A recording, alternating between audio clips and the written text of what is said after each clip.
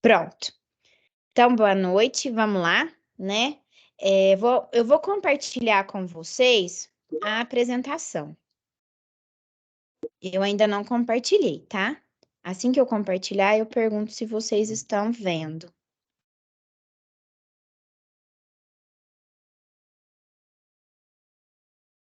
Vocês estão enxergando? Eu tô. Sim. Sim? Tá. Se o áudio ficar ruim, é porque eu não consigo ver o chat, tá? Se o áudio ficar ruim, se alguém puder abrir o microfone e falar para mim que tá ruim, por favor, faça, tá? Porque eu não consigo ver mais o chat, tá bom? Beleza. Então vamos lá.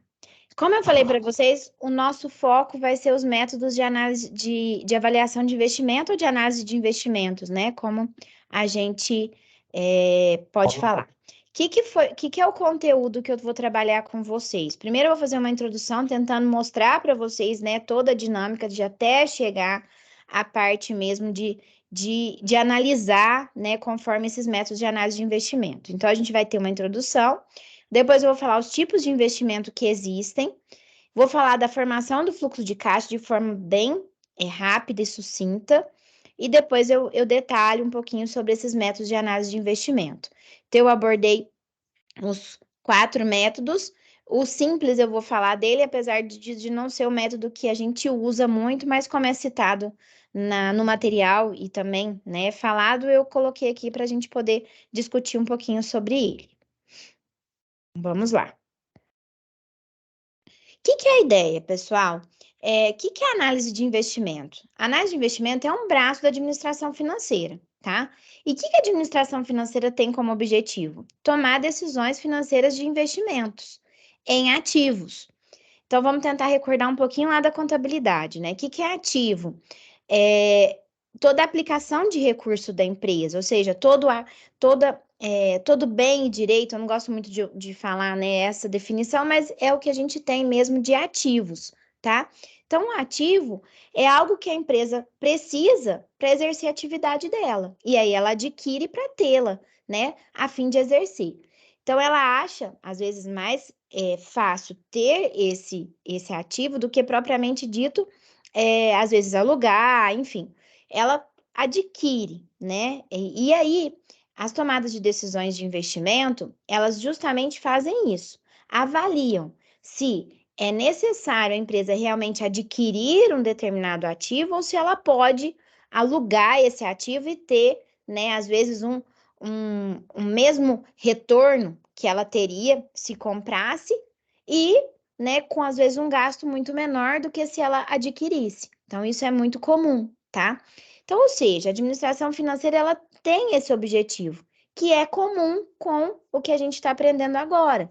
Por isso que no curso a gente tem as disciplinas, né? De contabilidade, depois vem economia, depois vem gestão financeira, né? Juntinho ali também com matemática financeira para ajudar a entender cálculo, e depois entra a análise de investimento aí no 5º semestre, tá? Ou seja, a gente puxa todo esse conteúdo que já foi trabalhado nos semestres anteriores para a gente conseguir, né, alcançar esse objetivo aí que a disciplina se propõe, tá?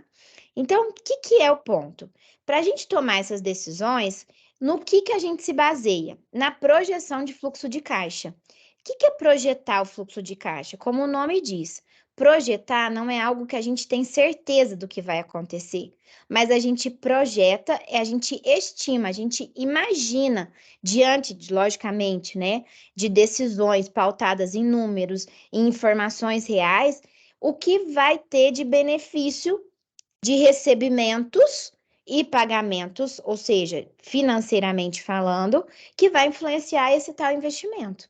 Então, a projeção de fluxo de caixa é algo que a gente, como diz o nome, projeta, não que de fato vai acontecer, tá? O que é o problema mais difícil da administração financeira? Identificar os ativos. Como assim, Tessia? Como eu disse, né? Que esse ativo vai me trazer de benefício? Então, o que ele pode fazer a mais se eu o ter? Então, o que ele vai me proporcionar a mais? Então, é complicado a gente identificar de fato, né, isso. Então, esse é um dos problemas fundamentais e que a gente precisa, né, solucionar. E de que forma que a gente soluciona? Tentando estimar o que isso pode, né, fazer, tá? O que pode ser feito, né, para melhorar. Então, o que é importante entender? Que um fluxo de caixa, como o fluxo de caixa acaba sendo, né, a solução desse problema, o que a gente tem que saber, então? Identificar o que é preciso, né, para formar esse fluxo de caixa. Isso está falando lá nas unidades de aprendizagem 2 e 3, tá?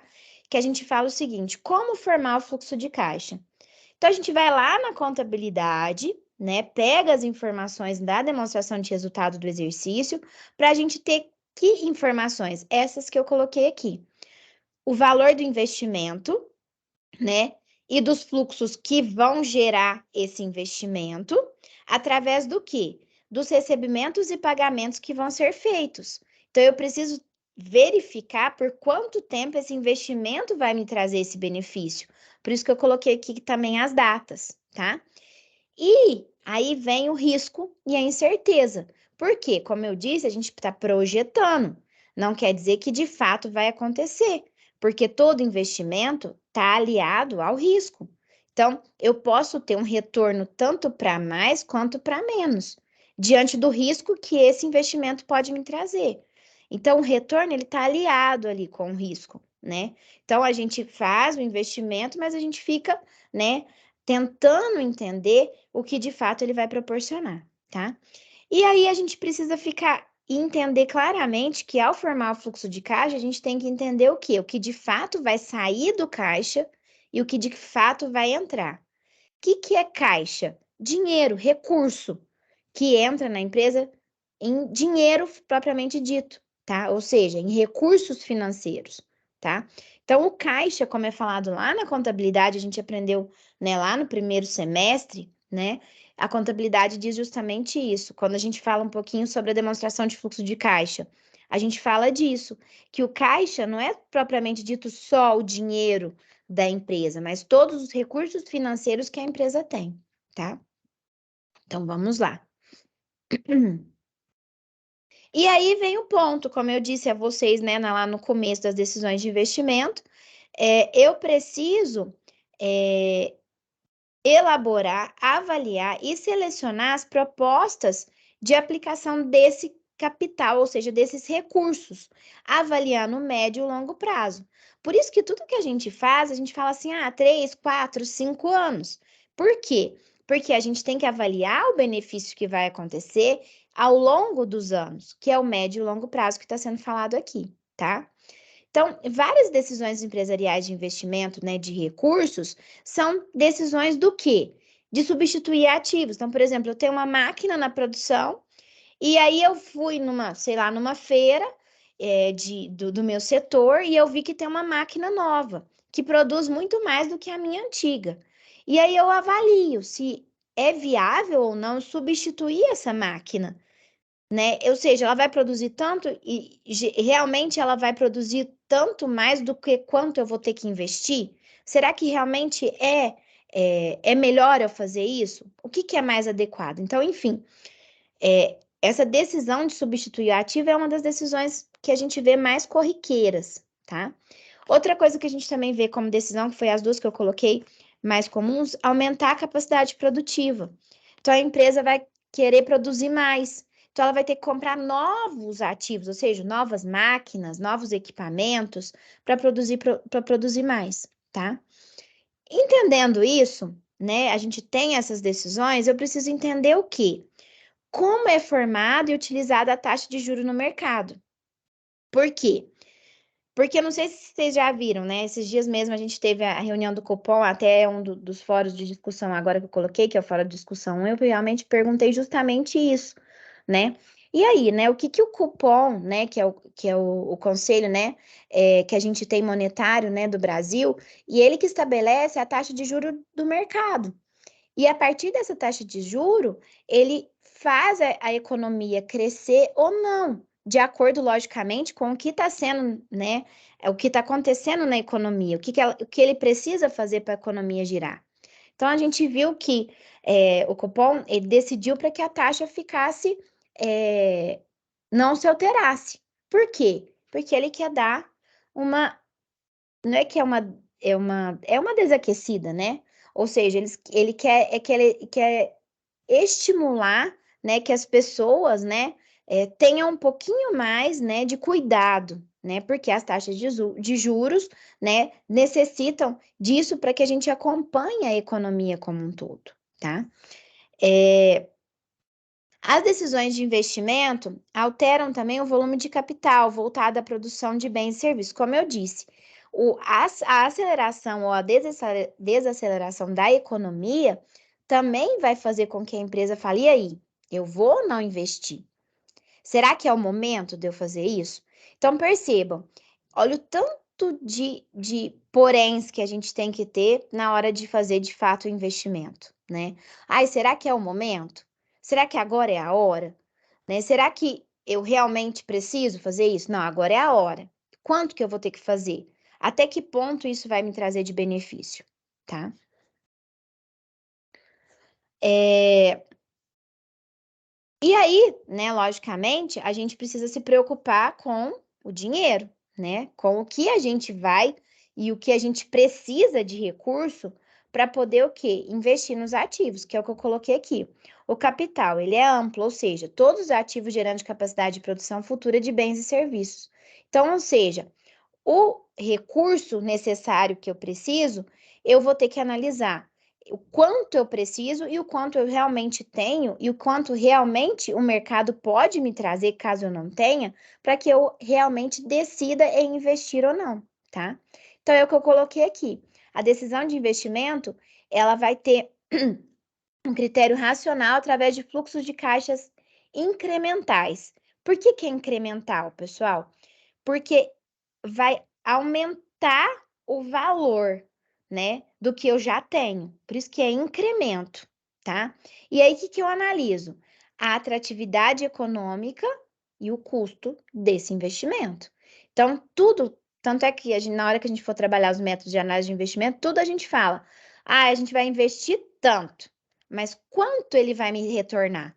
E aí eu vou analisar se o que vai ser retornado realmente vale a pena diante daquilo que foi investido, tá? Então, a atratividade, como eu coloquei aqui, ela está intimamente ligada ao quê? Quanto maior o retorno, né, da taxa de remuneração requerida pelos investidores, né, logicamente, maior a atratividade, tá? Porque quanto maior for esse retorno, melhor vai ser para quem está investindo, tá? Então, como que se dá esse processo de análise de investimento? Primeira coisa, dimensionar o fluxo de caixa, como eu disse lá no começo, projetando-os, tá? A avaliação econômica dos fluxos de caixas com aplicação de técnicas, que é isso que a gente vai fazer hoje, né? Que é esse o intuito da aula.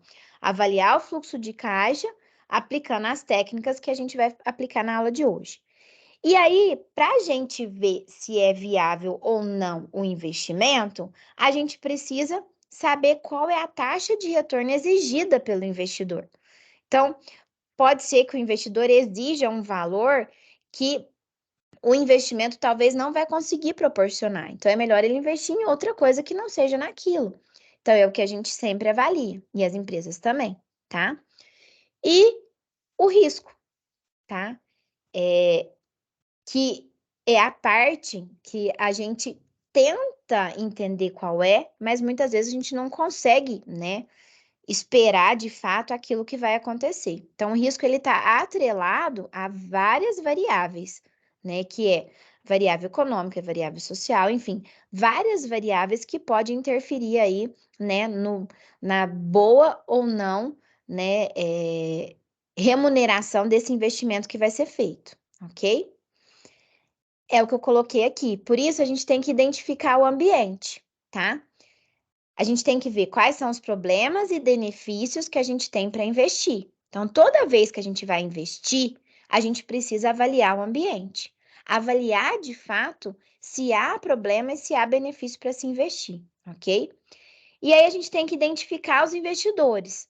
Ou seja, a gente vai usar o capital de terceiros, ou seja, credores, né? ou a gente vai usar os próprios sócios? Então, a empresa precisa avaliar isso. Ah, ela vai usar os investidores mesmo ou eu vou pegar esse dinheiro através de um financiamento para eu poder investir? Então, eu tenho que avaliar tudo isso, tá? E aí, a gente tem que avaliar também as características dos investidores. Pode ser que eu, por exemplo, não gosto de risco, mas que vocês gostem. Então, a gente vai ter investidores que vão ter, né, logicamente, uma aversão ao risco, ou seja, investir em algo que seja o menor risco possível, tá? E, logicamente, se tem o menor risco possível, o que vai acontecer com o retorno? Ele também vai ser menor, tá? Já quem tem e gosta de ter um retorno maior, ele vai ter, logicamente, também um risco maior, tá? Então, a gente sempre vai classificar os investidores nesses três perfis. Se ele não quer risco, que tem aversão ao risco, neutralidade, para ele ter risco ou não, tudo bem, e propensão, ou seja, ele quer ter risco para ter um retorno maior, tá? E aí, para a gente avaliar esse investimento, a gente precisa saber o valor do ativo, ou seja, saber de fato qual é o valor desse investimento que vai ser feito. E aí a gente vai usar, logicamente, né, o método de fluxo de caixa, ou seja, eu vou avaliar o que eu vou despender de valor para tê-lo e também o que ele vai me despender ao longo dos anos e o que ele vai me trazer de benefício ao longo dos anos, tá? E os critérios para analisar os investimentos, o que ele vai verificar? Se o investimento inicial, ou seja, o investimento feito, né, por essa decisão, vai ser compensado por esses fluxos de caixa. Então, é isso que a gente sempre vai analisar. Pessoal, mas nós temos quatro tipos principais de investimento, tá? Que as empresas, né, analisam. Primeiro, investimentos que são economicamente independentes, como eu coloquei aqui. Eu aceito um não implica desconsiderar os outros, não ocorrendo interferência nas receitas e nos custos. Então, ou seja, vamos supor que a empresa queira comprar um veículo para entregar mercadoria, tá? Ou seja, fazer frete. E ela quer comprar uma máquina para produção. Percebam que são investimentos totalmente independentes. Um para fazer entrega de mercadoria e o outro para produção, tá? Então, ou seja, eu posso fazer os dois se eu tiver recurso, né? E eu posso fazer um ou outro de acordo com, logicamente, o benefício que cada um vai me trazer. Então, eles são independentes. Um não implica em nada no outro. Mas aí vem o segundo tipo, que é aquele investimento com restrição orçamentária. Então, ou seja, eu tenho que comprar o veículo para entregar mercadoria e eu quero comprar uma máquina para produção, mas eu não tenho dinheiro suficiente para comprar os dois. Então, o que eu preciso avaliar? Avaliar o quanto de recurso que realmente eu tenho e avaliar se esses investimentos, qual é mais, né, qual é o mais necessário e, logicamente, qual é o que vai me trazer maior retorno. Então, às vezes, entregar lá a mercadoria, eu posso contratar um terceirizado, continuar me entregando a mercadoria, mas a máquina na produção ela é fundamental, então eu vou ter essa restrição, tá? Por mais que eles sejam independentes, eu tendo restrição, eu tenho que escolher entre um e outro, ok? E nós temos investimentos que são dependentes, ou seja, se eu comprar ou adquirir algo, eu vou ter que adquirir outra coisa. Então, por exemplo, só para vocês entenderem, eu compro uma máquina para produção, mas eu preciso instalar essa máquina. E para instalar essa máquina, eu vou ter que fazer uma instalação elétrica, uma instalação hidráulica, ou seja, fazer passar um cano num lugar que não tem, uma parte elétrica, então, ou seja, para eu fazer e comprar a máquina, eu também vou precisar fazer toda essa instalação para que ela funcione. Então, são o que? Investimentos dependentes, porque um depende do outro. Não tem como eu comprar a máquina se eu não fizer o investimento também de instalar a máquina, tá? E o quarto investimento, que é o que acaba sendo mais comum, são os mutuamente excludentes. Ou seja, eles vão ter a mesma função, tá? Então, por exemplo, eu quero comprar a máquina. Aí eu tenho uma máquina que um fornecedor X é um valor e ela tem características um pouco diferentes do fornecedor Y, por exemplo.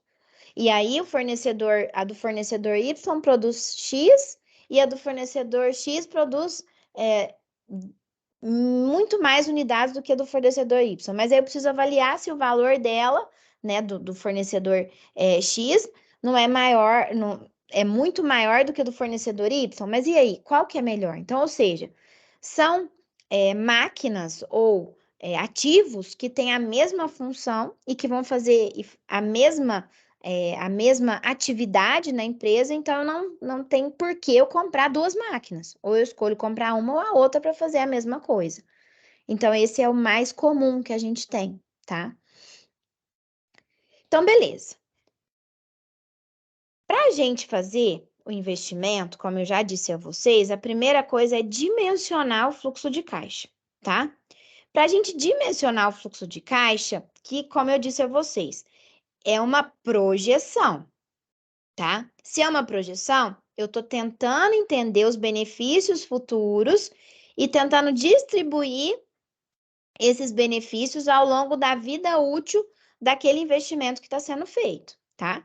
Então, para mensurar o fluxo de caixa, eu vou mensurar, como eu já falei lá atrás, em termos incrementais, ou seja, o que esse investimento vai trazer a mais de benefício para a empresa se caso eu invista nele, tá? Então, qual valores relevantes são os que se originam em consequência da decisão de investimento? É justamente isso. Então, o que ela vai me trazer a mais? O que esse investimento vai me trazer a mais? Tá?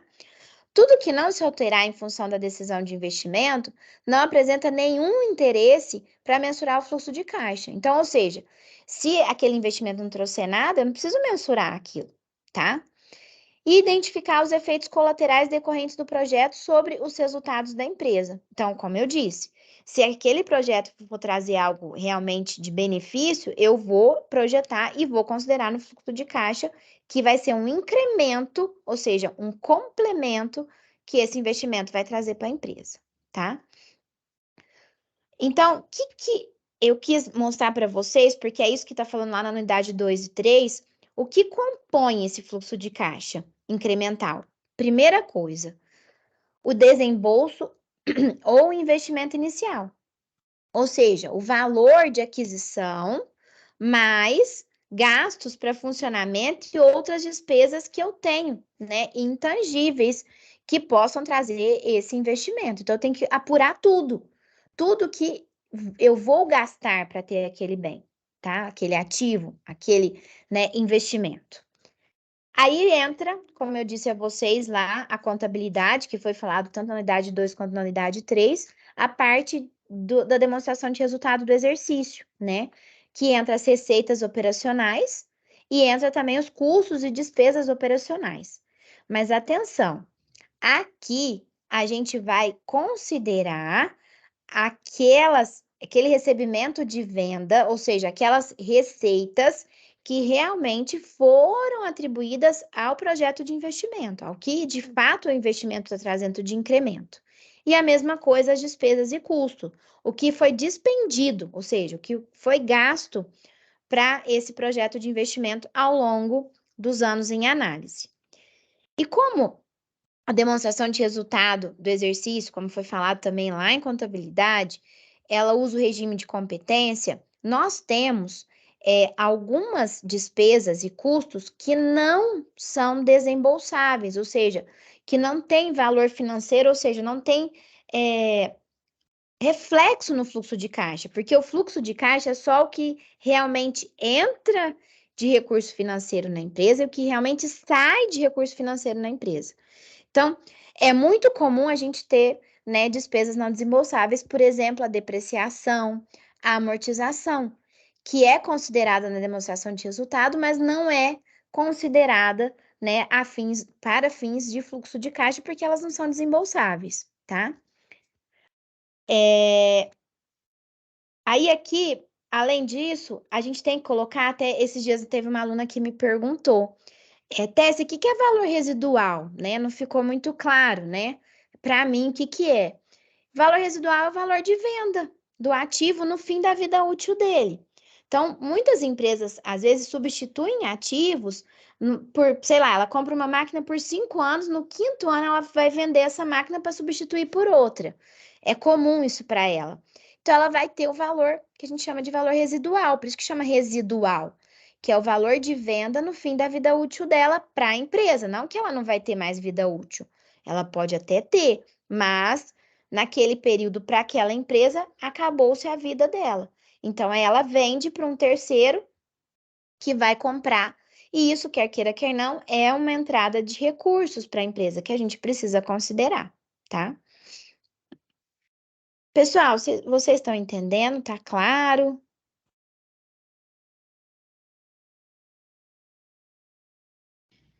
Sim, Pro. Tá? É bastante coisa, mas estamos indo.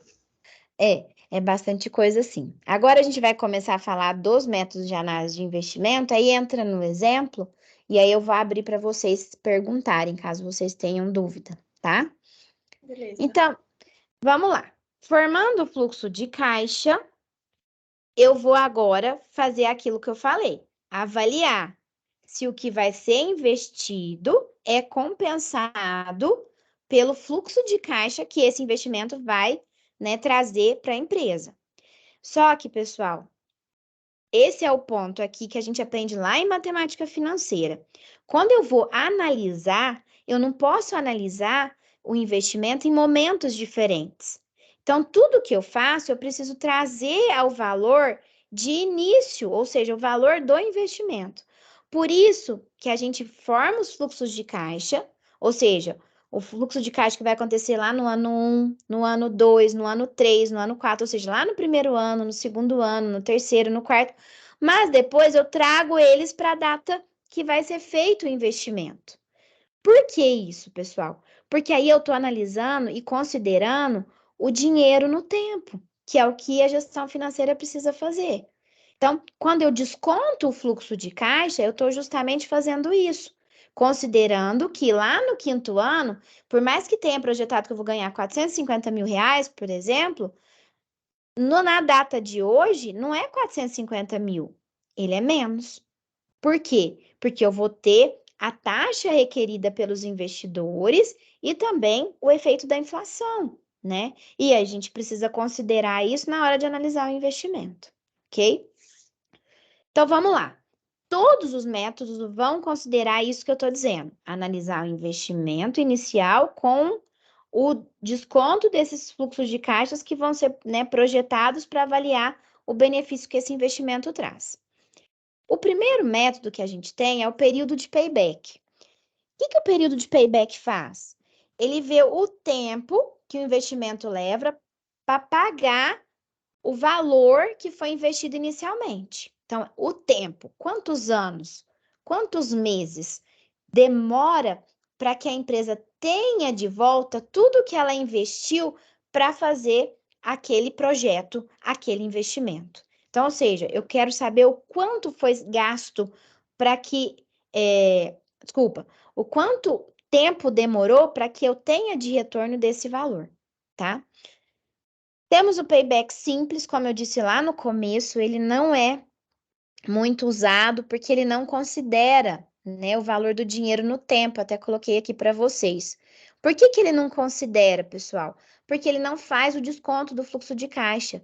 Ele considera que os 450 mil que eu falei agora lá do ano 4, lá no 4º ano, ele é justamente o mesmo valor na data de hoje. A gente sabe que isso não é, tá? Então, acaba-se que não se usa o payback simples. Mas aí veio o payback descontado, que é justamente o mesmo conceito, avaliar quanto tempo que a gente vai ter o retorno do valor investido inicialmente, mas considerando a taxa requerida, né, pelos investidores para esse investimento que está sendo feito, tá? E aqui é o ponto que eu quero que vocês entendam. Quanto maior o prazo de retorno, maior o risco. Então, quanto maior for o payback, pior é para o investimento, tá? Tessia, por quê? Porque, quanto mais rápido a empresa tiver o retorno, melhor para ela. Então, vamos supor que a empresa invista lá, comprou a máquina, que eu tanto estou falando aí para produção. Ela gastou 200 mil reais. Já no primeiro ano, ela retorna os 200 mil. Não é muito melhor do que ela demorar 3 anos para retornar esses 200 mil? Com certeza é. Então, quanto maior for o tempo de payback, maior risco vai ter esse investimento, tá? Por quê? Porque o retorno acaba sendo um pouquinho mais lento, tá? Já a taxa interna de retorno, que a gente também usa muito a nomenclatura em inglês, tá? Que é o IRR, porque na calculadora financeira tá tudo em inglês, tá? Que é Internal Return Rate, tá? Que é a mesma coisa, certo? Em português na verdade, a tradução do inglês aí. O que é a taxa interna de retorno? Muitas vezes não fica claro, né, para o aluno o que é essa taxa. Por quê? Mas o investidor não está querendo 15% de retorno? Por que a taxa interna de retorno está dando 16%? Ele queria 15%. Presta atenção. A taxa interna é a taxa que está implícita no investimento que está sendo feito. Então, vamos lembrar. O que é a formação do fluxo de caixa, como eu falei? Eu vou comparar o investimento feito inicialmente com os fluxos de caixa ao longo dos anos. Aí eu desconto esses fluxos de caixa e avalio, né, se o investimento que foi feito inicialmente está sendo recuperado ou não por esses fluxos de caixa. O que a taxa interna de retorno é? É justamente isso. Qual que é o valor desses fluxos de caixa, esses benefícios, em relação ao investimento inicial, ou seja, quanto que esses benefícios estão trazendo a mais ou a menos do valor investido inicialmente. Ou seja, é a taxa que está implícita através desse fluxo de caixa que foi formado, tá? É o que eu falo aqui. É a taxa de desconto que iguala as entradas e as saídas de caixa. Ou seja, o que é a saída de caixa? É o que foi investido inicialmente. O que é a entrada? Os benefícios vindos do fluxo de caixa. Quando o meu valor presente líquido foi igual a zero, quer dizer que a taxa interna de retorno proporciona, logicamente, nenhuma riqueza para o investidor. Então, ele vai ter paro a paro, né? O valor que ele investiu vai ser recompensado pelo valor vindo dos fluxos de caixa. Então, o que a gente precisa descobrir? Quanto que esses fluxos de caixa proporcionam de retorno diante do valor que foi investido? Então, vamos supor que eu descontando o fluxo de caixa deu 1 milhão e eu investi 900 mil inicialmente.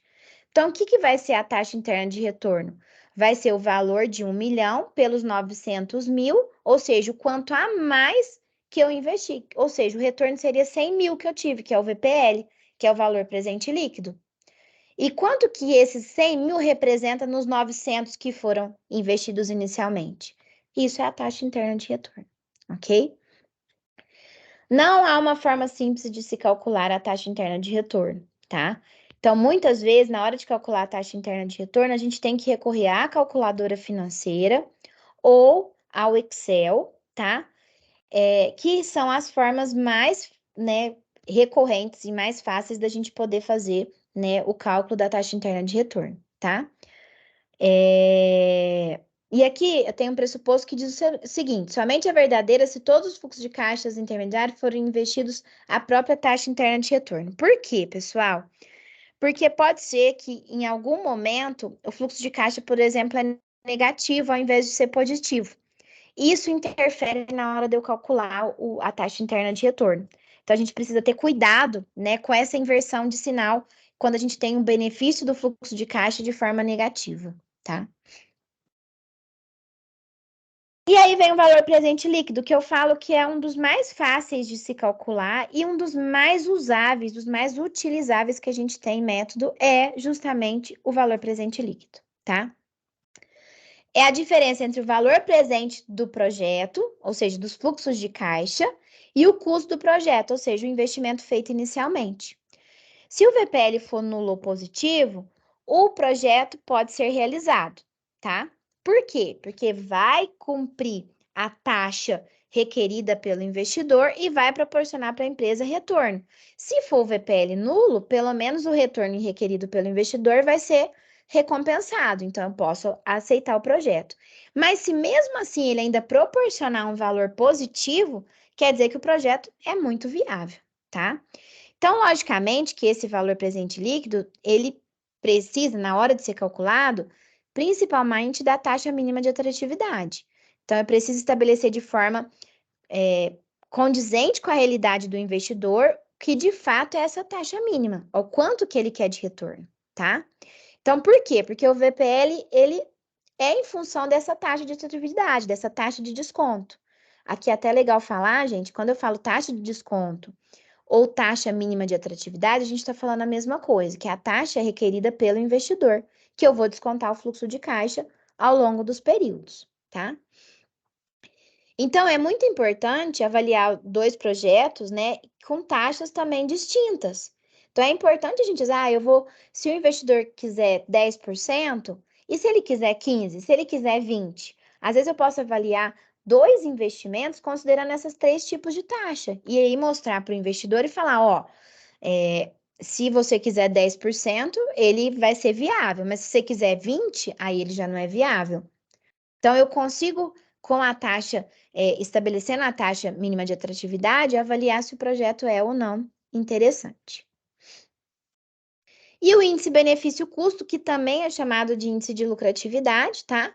O que ele vai medir? Ele mede a relação entre o valor recebido e o custo do investimento.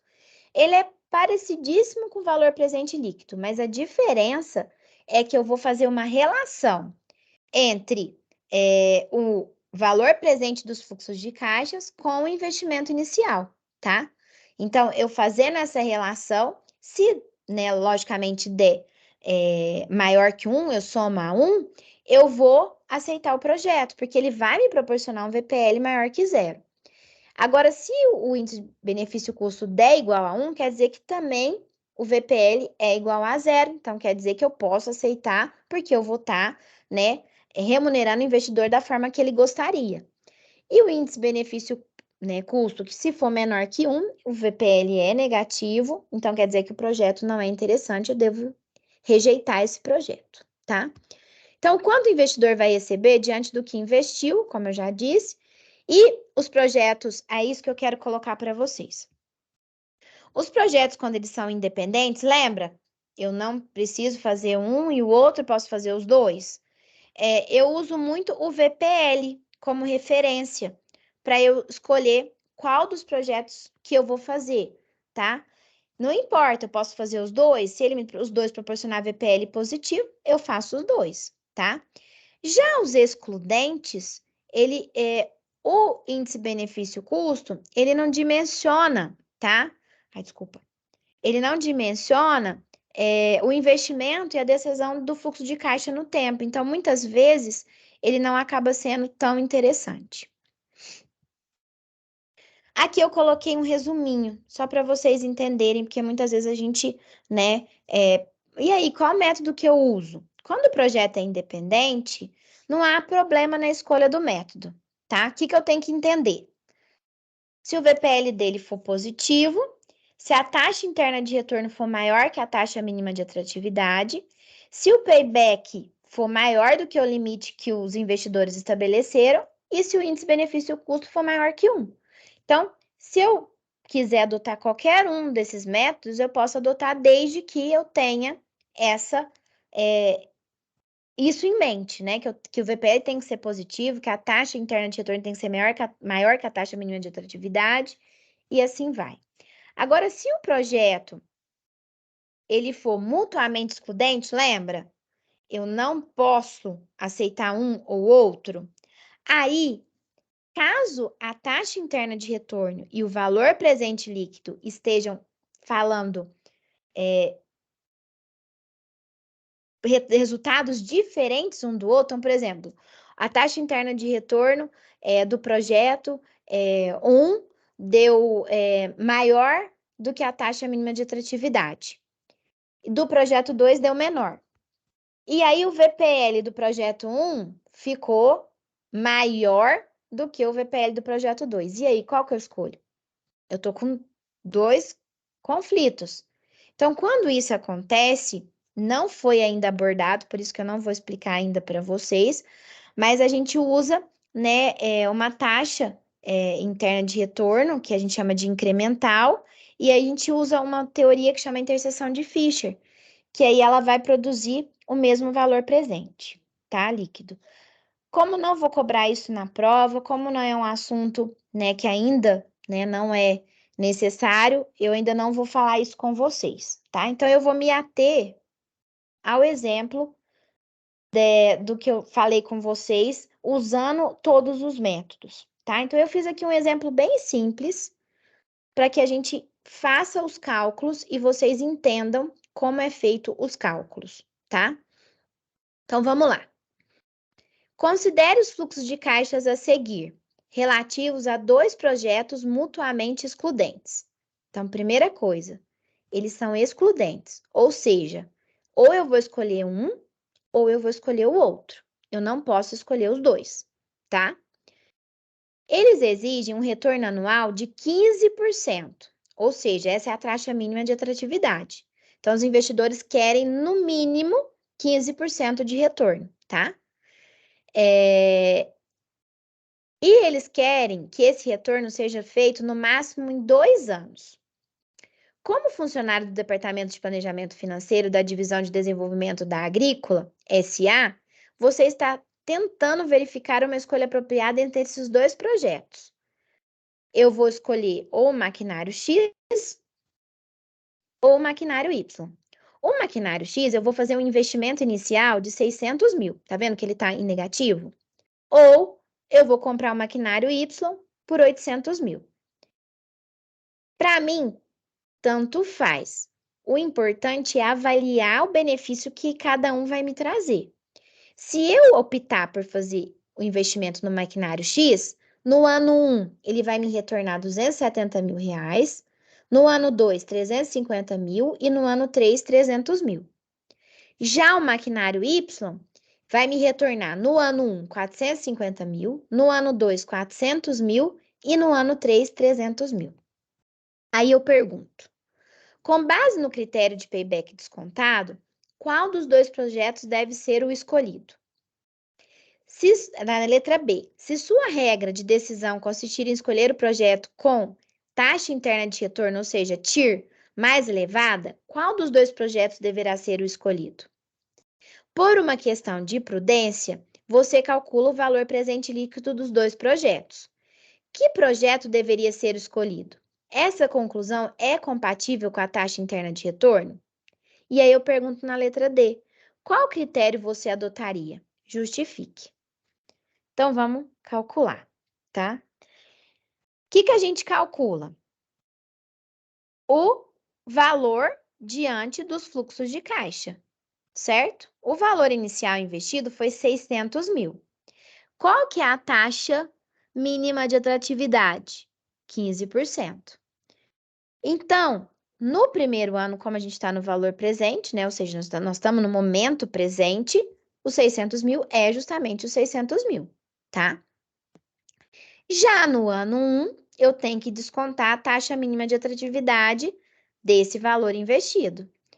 Desculpa, desse benefício que foi desse maquinário. Então, se eu pegar 270 mil e dividir por 1,15, eu vou ter um valor na data presente de 234 mil.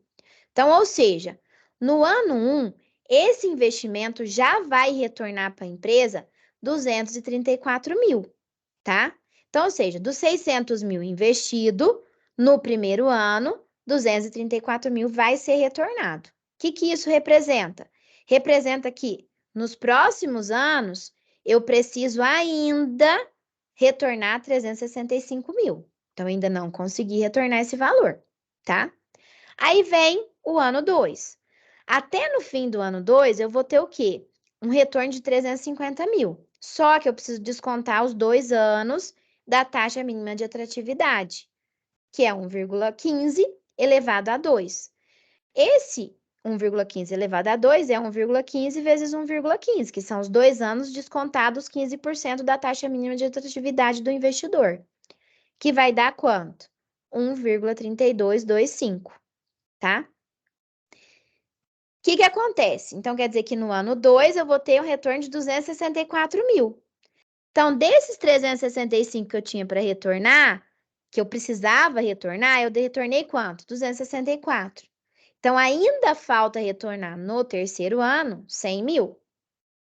Aí vem o terceiro ano, 300 mil, 1,15, que é elevado a 3, porque são 3 anos, eu vou ter um fator de 1,52.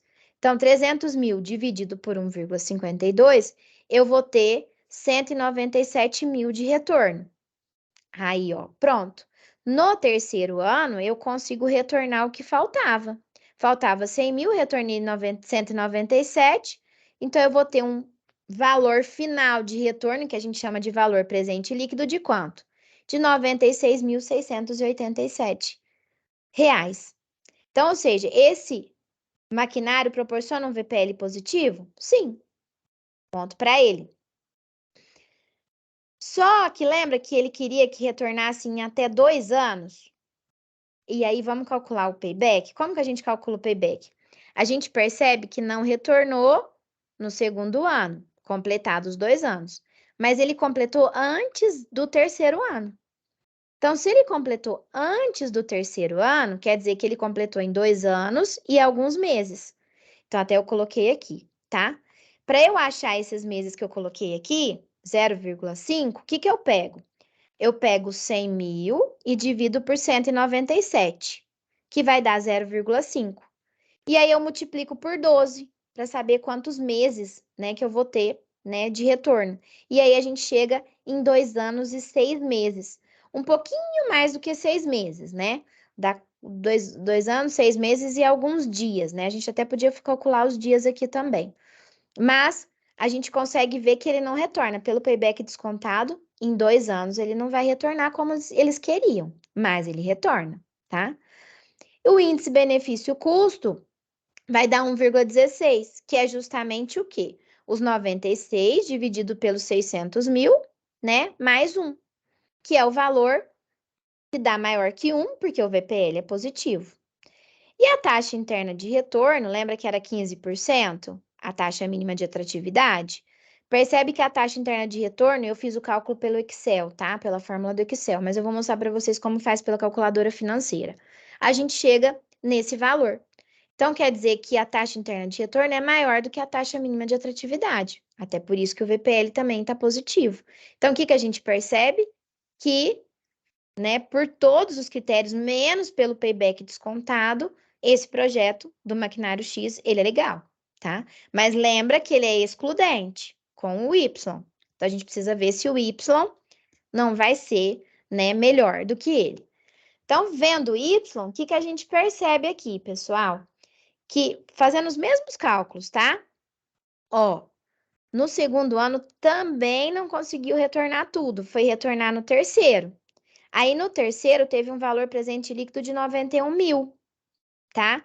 Então, ou seja, ele retornou também por volta de 2 anos, 6 meses e um pouquinho mais. Deu quase 2 anos e 7 meses aí, né? 2 anos, 6 meses deve ter dado uns 14 dias aí, tá?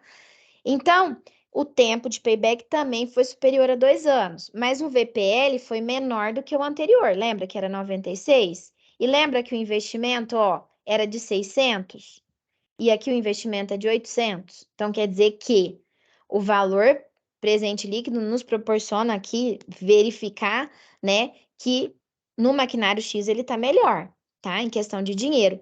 E aí mostra o índice benefício-custo, que aqui dá 1,11 e o outro deu 1,16. Então, quer dizer que o X é superior, considerando, né, que o VPL dele é maior. E aí a taxa interna de retorno também, ela é maior do que a taxa mínima de atratividade, mas é menor do que a do anterior, tá? Então, o que a gente consegue chegar aqui de conclusão que eu perguntei? Com relação ao payback, ambos proporcionam o mesmo payback. São paybacks muito parecidos, 2 anos e meio. E são inferior... escrevi errado. Desculpa. E são superiores, né, aos 2 anos desejados pelos investidores.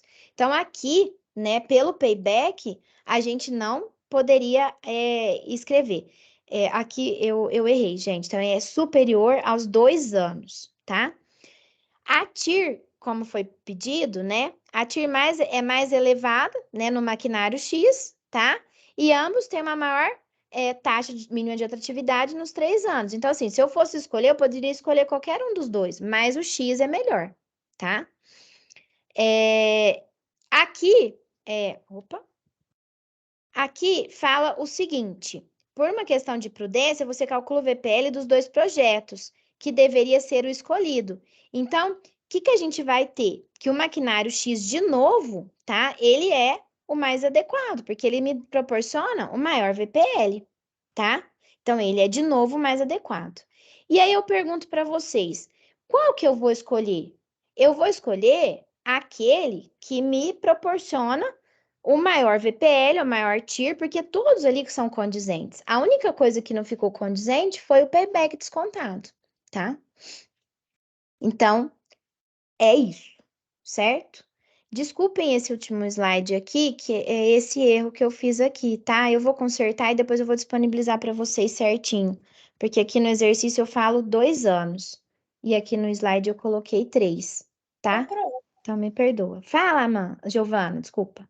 Perdão, voltando às alternativas ali no... Na... Eita, peraí. Volta mais um. Volta não, vai pra frente. Que tá a resposta das alternativas. Ah, tá. Aqui. Aqui também tá errado, ó. Ah, É tá, X. entendi. É Deveria ser X. X, né? Porque É, o X é é maior do que X. o Y. Vou Beleza. até arrumar aqui já. Ó, é X. Certo? E Tá aqui bom. é 2 anos. Deixa eu já arrumar. Que aí, superior. Tá? Tá errado, pessoal. Eu vou consertar.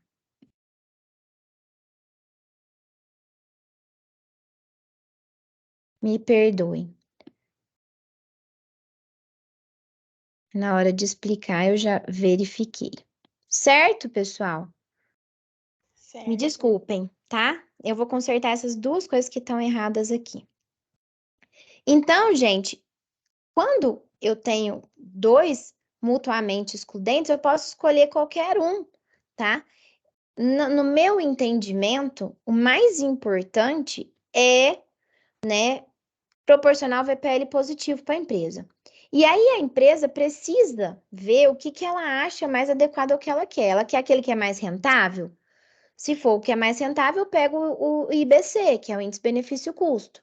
Mas eu quero em 2 anos, então nenhum dos dois eu vou fazer, porque para mim não me retornou em 2 anos.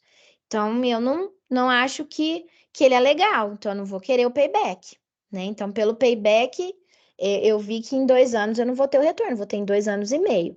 Ah, mas é porque eu tô tendo uma taxa mínima de atratividade de 15%. Às vezes, se eu diminuir isso para 12, talvez eu teria em 2 anos. Então, percebam que tudo é possível trabalhar de acordo com a realidade da empresa, com o que ela quer, ok? Pessoal, eu pus aqui para a gente ver como que calcula na HP. Eu sei que a gente está em cima, mas eu queria só que vocês vissem como a gente usa a função e eu até peguei uma HP online para a gente fazer os cálculos desse exercício na HP para vocês verem que é fácil de fazer pela HP. Não sei se quem tem não pode usar no dia da prova celular, tá? Porque tem app de HP, infelizmente, mas não pode, Eu ia tá? perguntar do Não, aplicativo online. não Droga. pode, Giovana. Não pode, infelizmente. Mas fiquem tranquilos que eu não vou cobrar de vocês, tá? Nada que vocês não consigam calcular na mão, tá? Então, fiquem tranquilos. É, se preocupem mais em levar a calculadora. Tem que levar uma calculadora, tá? Já vou falando isso. Não dá para fazer a prova. Acho que são das 5 questões que tem de análise de investimento. Aí eu não lembro certinho, porque tem as duas provas, né? Mas eu acho que 2 ou 3 questões envolve cálculo. Eu não lembro ainda. Lembro mais, gente. Eu já fiz essa prova já tem um tempo. São E cinco aí questões? são 5 questões, né? E 2 ou 3 tem um pouquinho de cálculo, e as outras são teoria, Ah, tá? tá. Tá? Mas são 5 questões. Toda, né, prova, né, toda disciplina tem 5 questões, tá? Deixa eu só mostrar para vocês as teclas que a gente usa. A gente usa o CLX, eu até nem coloquei o CLX aqui, mas a gente usa ele também para zerar a calculadora, tá? Ah, eu quero calcular o VPL. Se eu tenho o fluxo de caixa já lá montado e tenho investimento inicial, o que que eu vou fazer? Eu vou colocar primeiramente o valor do investimento inicial, coloco que ele é negativo, então eu uso o CHS, tá? E aí, se eu quero usar, eu prefiro usar a função do fluxo de caixa, que eu acho que fica melhor. Eu aperto o G e eu uso o CF0. Tá vendo aqui que tem o CF0? Ou seja, investimento, valor, CHS, G, CF0, tá? Ou seja, é o início do meu fluxo, tá? Aí eu tenho, igual a gente colocou lá, 270 mil no primeiro ano. Eu ponho 270 mil, G, não ponho CHS, porque ele é positivo. G, CFJ. Aí o próximo eu coloco, que é 300 mil. 300 mil, G, CFJ. O próximo é 350 mil. 350 mil, G, CFJ. Fiz o meu fluxo. Agora eu preciso informar para a calculadora qual que é a taxa mínima de atratividade. 15 I. Ou seja, 15 é a taxa. I. Eu não preciso apertar G nem F, não preciso apertar nada, tá? E aí eu quero saber qual que é o valor presente líquido. Tá vendo o NPV aqui? Ele não tá em laranja, então eu tenho que aplicar a função laranja. F NPV. Aí ele vai aparecer o valor presente líquido, tá? Vou fazer para vocês com a calculadora online. E aí, deixa eu só compartilhar outra tela com vocês agora. Só para vocês verem como que a gente calcularia. Cadê ela? Tá aqui. Apareceu? Apareceu, Sim. pronto. Sim? Então, ó, aqui é para zerar, tá, gente? Então, vamos calcular o primeiro fluxo que eu coloquei no exercício aí, no exemplo que eu dei para vocês. Vamos calcular ele. O valor presente líquido, tá? Então, vamos lá. É 600 mil de investimento inicial. Ó, 600 mil. Aqui eu não consegui mudar o ponto para a vírgula. Eu tinha mudado e agora ele atualizou e não mudou. Mas, enfim, é 600 mil, tá? Ele é o investimento inicial, CHS, para ele ficar negativo, certo? G, CF0. Informei que esse é o investimento inicial. O primeiro ano vai ter um retorno de 270 mil. Então, eu venho 270 mil, 2, 3, G, CFJ. Aí, o próximo ano é 350 mil. Eu tenho que pôr na sequência, tá, gente? 350 mil. 2, 3. G, CFJ. O outro é 300 mil. 300 mil, G, CFJ, tá? 15 é a taxa de atratividade e F, NPV. Olha lá os 96 mil que a gente achou do maquinário X, Tão rapidinho, certo? né? Certo. Mesmo? Conseguiram acompanhar?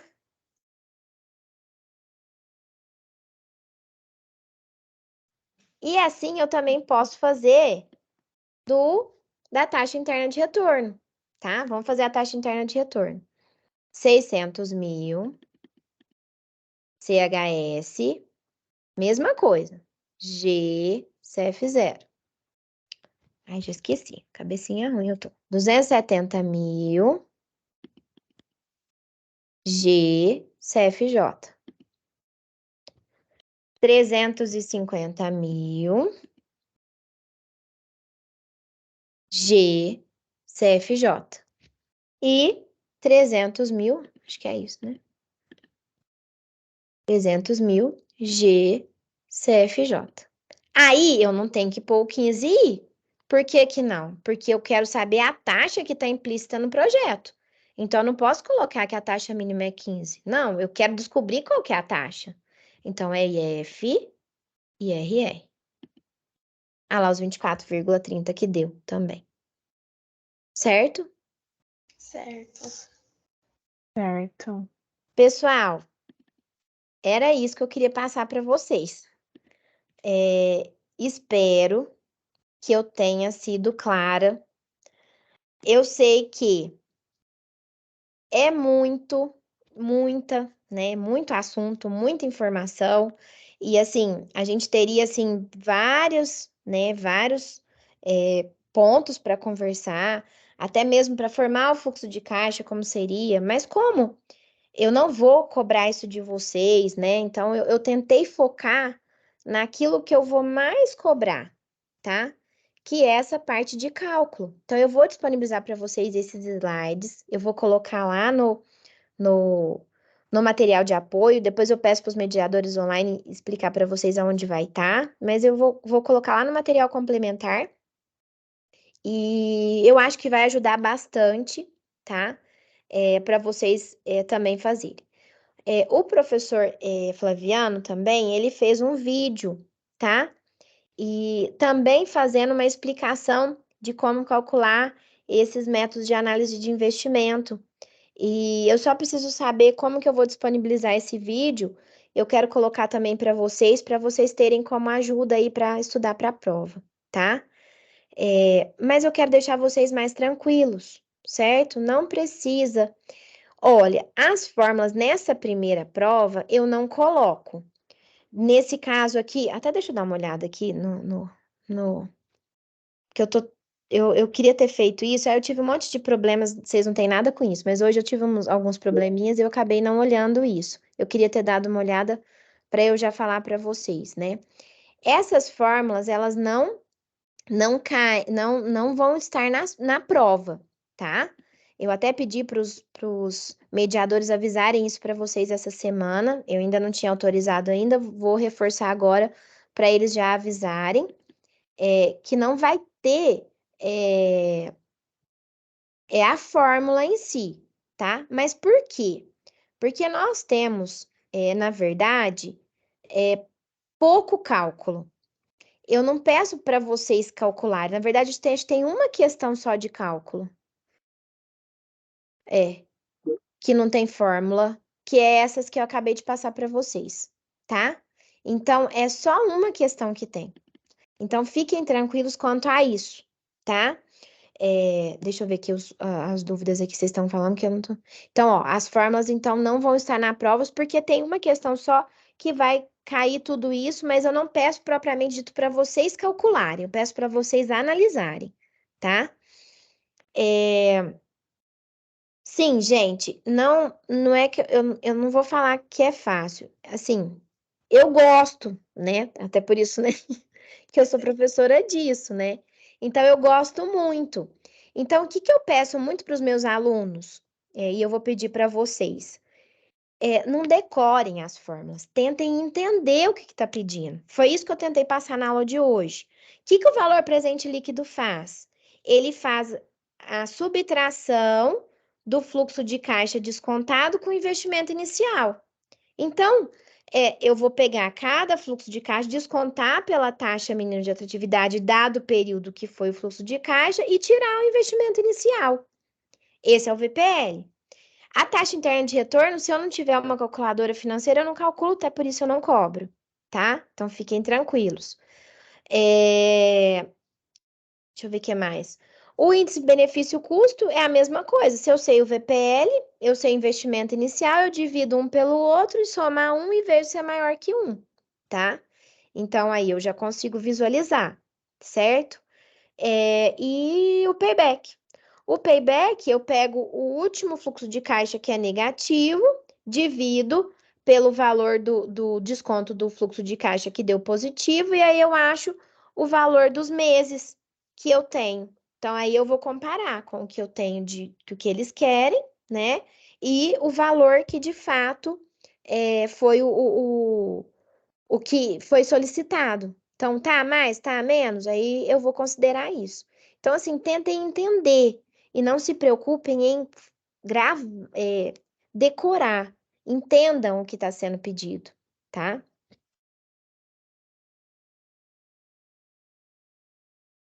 Ó, que eu posso falar disso, né? Que cai de unidade de aprendizagem, assim, de teoria, tá?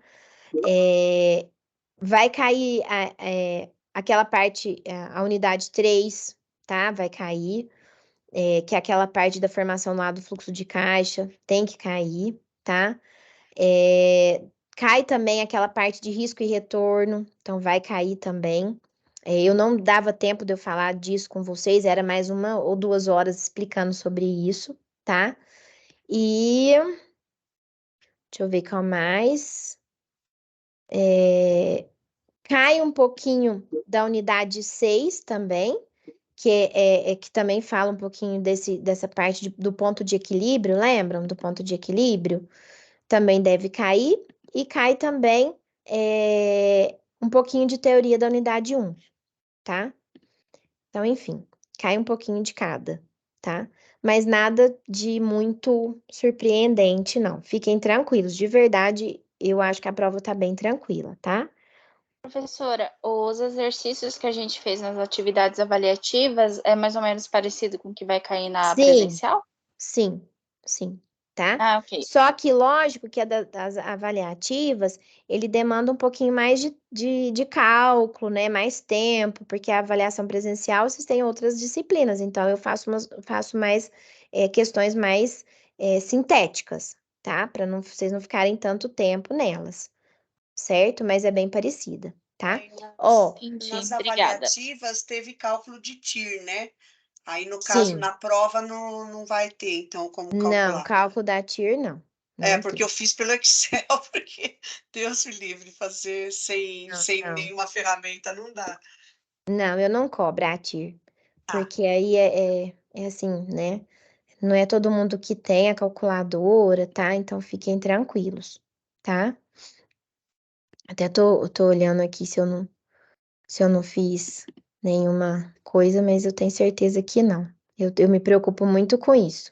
É que vocês consigam resolver, tá?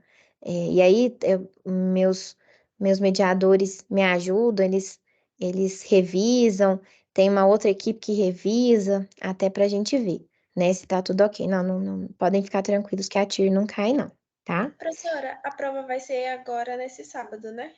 No sábado e na terça, né? Aí você escolhe a data, não sei de que polo que você é, mas aí o seu orientador de polo deve ter falado, né? Você vai fazer a prova no sábado ou na terça. Então você tem essas duas opções, você faz no sábado ou você faz na terça, tá? Porque são provas diferentes. E ele também decidiu o horário, né? O horário já é pré-estabelecido pela coordenação. No sábado é das 9 ao meio-dia e meia. E na terça é das 19 às 22h30. Ah, beleza, obrigada. Nada. Ó, quanto à gravação, eu vou ver como que eu vou disponibilizar o link, como funciona. Teve alguns colegas que tiveram problema, então eu vou pedir ajuda para o professor que cuida dessa parte mesmo do AVA. E aí eu peço para os mediadores avisarem vocês, tá?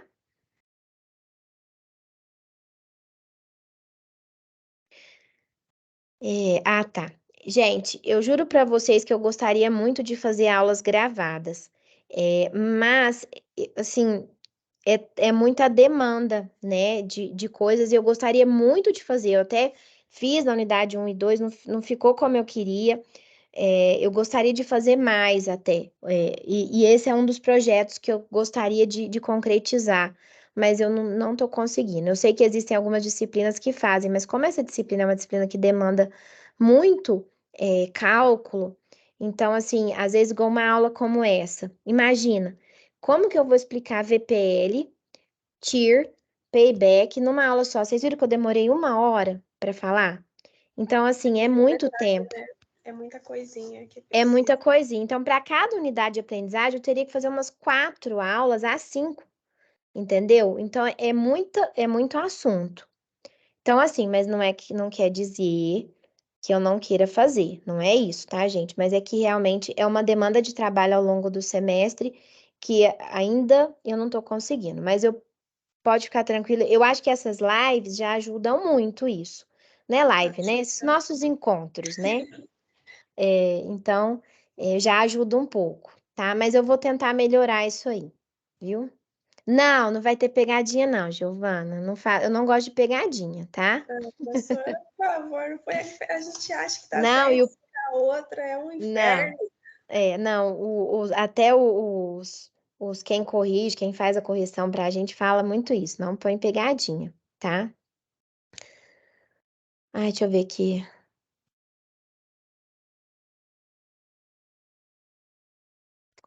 Eu sei, Fabiana, então a TIR eu não vou cobrar, fica tranquila. Eu particularmente acho a HP fantástica. Você viu que a gente fez o cálculo em segundos, ela já calculou. Então, assim, realmente nessas outras calculadoras eu acho meio complicado, tá?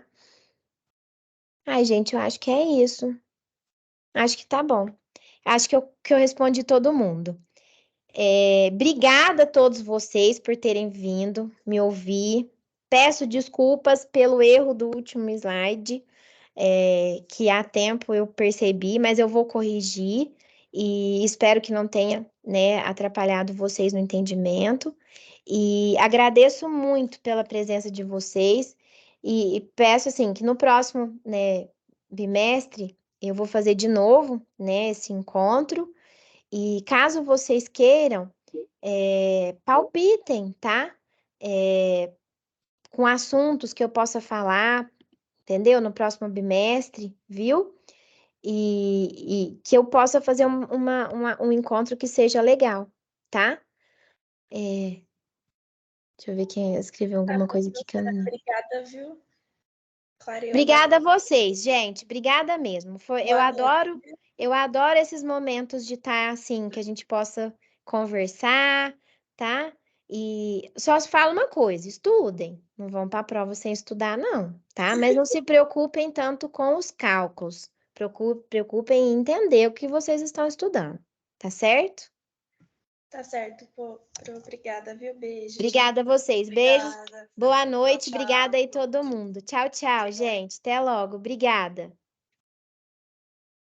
Tchau, tchau. Professora, rapidinho, Pode falar. se a senhora quiser alguma ajuda com a questão de material gravado, é o que eu faço no meu trabalho. Aí eu posso Ah, ajudar a senhora. A empresa que eu trabalho, ela faz todas as aulas de EAD, fazia as aulas de EAD da PwC. E eles tinham hum. muito cálculo. Então, se a senhora precisar de alguma ajuda com o jeito de formato do vídeo, que Ai, que materiais pode legal, utilizar, Patrícia. tecnologias, essa parte eu consigo te ajudar. Ai, eu quero muito. Nossa, me ajuda muito. Até o professor Flaviano gravou a aula e falou: ai, diante do que a gente tem de possibilidades, né?